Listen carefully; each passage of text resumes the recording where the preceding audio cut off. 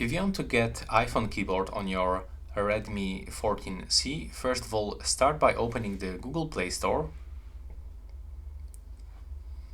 Click on search and now tap right here, and you have to simply get this application, the green Apple keyboard. So input this phrase.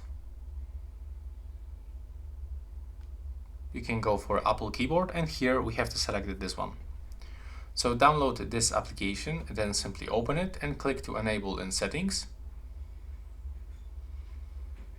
Now tap on this switcher, click OK, and click OK again.